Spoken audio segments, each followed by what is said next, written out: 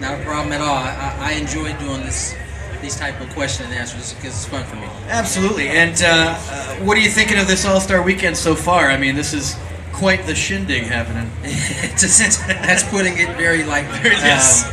I think this is going to be really cool. You know, it hasn't been here since 1992. I know for myself personally, I was only 10 years old last time I was here, so I didn't really get to enjoy this kind of stuff. But I'm making an effort to make sure I get to do everything while it's here. Absolutely, and that's the one thing, they have you running around ragged, you know, and the other ambassadors like Dave Winfield. Right. It's a fun weekend, but it is. It's busy, but this is the one time of year where you're really looking forward to doing this kind of thing, though. Yeah, and it'll be over before you know it. It will be. Back to the grind. So we have these wonderful fans here. We definitely want to talk to you about you. We want to talk to you about your dad as well.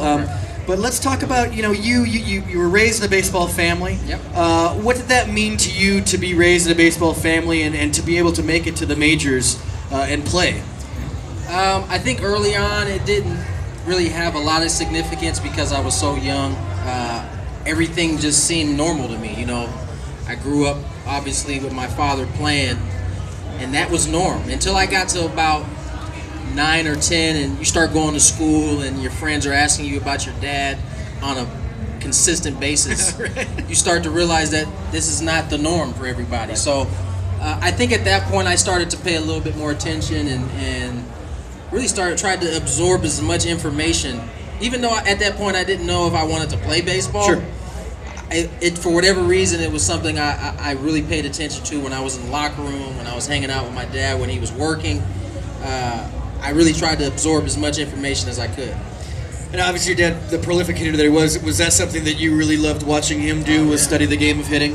I mean, I don't think anybody in here would not want to see their father, you know, be at the top of his game at anything. When it's baseball, obviously there's so many more people involved because so many people go to the game. And my dad was unique from the standpoint that I think everybody felt like he was a part of them. You know, I know he was my father, but I feel like a lot of people felt like he was a part of their family as well. So that made it a lot more special. I started referring to him this week as the father of the Padres, the Padre. Right. Because of his influence to the community and, right. You know, how much more special was that? Because he was your father. He was your Padre. Right. Triple Padre. But I definitely want to talk to you about you and your playing, and what was it like for you to finally, you know, to make it into the MLB and to play, put on that suit for the first time, and you know, they don't give it to you just because you're the son of somebody. You got to earn it, right. And talk about earning it and getting there and being able to play. You know, that's funny. You have to be reminded of that because when you're on the field in an opposing field, they usually tend to remind you that you're only here because of your dad. But right. The reality is that's the farthest from the truth. I think, you know, for my career, it was different because, you know, I had the expectations of my dad, you know, what he set out in front of me. But for me, I kind of embraced it. I didn't, you know, you can go two ways. You can either embrace it or you can fight it. And just from my experience watching guys who embraced it and watching guys who fought it, it seemed to work better if you just embraced it. Right. So I chose that path.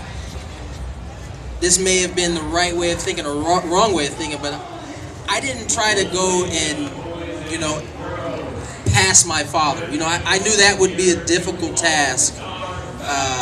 For anybody, let alone a son. Yeah, exactly, for anybody. So I tried to just do the things, stick to the things that I did well, and that was one of the things my dad really harped on me.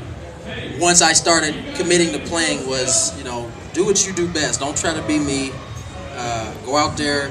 You have some tools that can make you successful. Use those. And so I tried to really hone in on those things, and I had some success doing it. And I'm sure if he was here today, he would say he was your biggest fan, your biggest cheerleader. 100%. I mean, how amazing for that. I'm going to start crying just thinking about it. I have a daughter, and I'm her biggest fan already. And,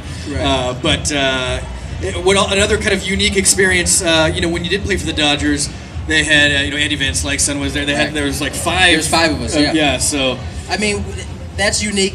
Obviously, I think my generation seemed to be where all the second or third generation players were coming up. I was fortunate to be on a couple different teams with sons of father. I played with Prince Fielder in Milwaukee. I played with Jerry Hairston in San Diego, and then I played with him again, as well as Van Slyke and a few other guys that were sons of former big leaguers. So, I mean, that fraternity is growing. It gets bigger and bigger. Yep, absolutely. Seems like every year. So, of course, you guys have some common ground. So you always seem to gravitate to those kind of guys. Well, last year I wasn't there, but I heard the story. Barry Larkin, of course, Hall of Famer Barry Larkin, was talking, and his son was a great player, and he would go and hang out with the Cincinnati Reds, and they taught him how to hit. They taught him stance. Yeah. And he goes to, I think it was University of Florida or Florida State, and the coach was like, "Who taught you how to hit? What the heck is wrong with you?" And he's like, what? And the coach kind of turned him off to it because he's like, "Well, I guess the Reds are probably terrible too." So, right, it's interesting that you can be raised around these people and still not not work out or whatnot. But it is a brotherhood. It's definitely a brotherhood. I think too many times in those type of situations, kids can be turned off by coaches.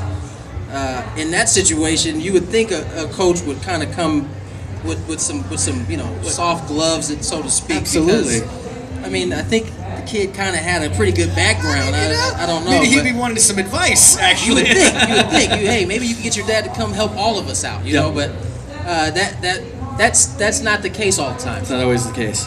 Well, and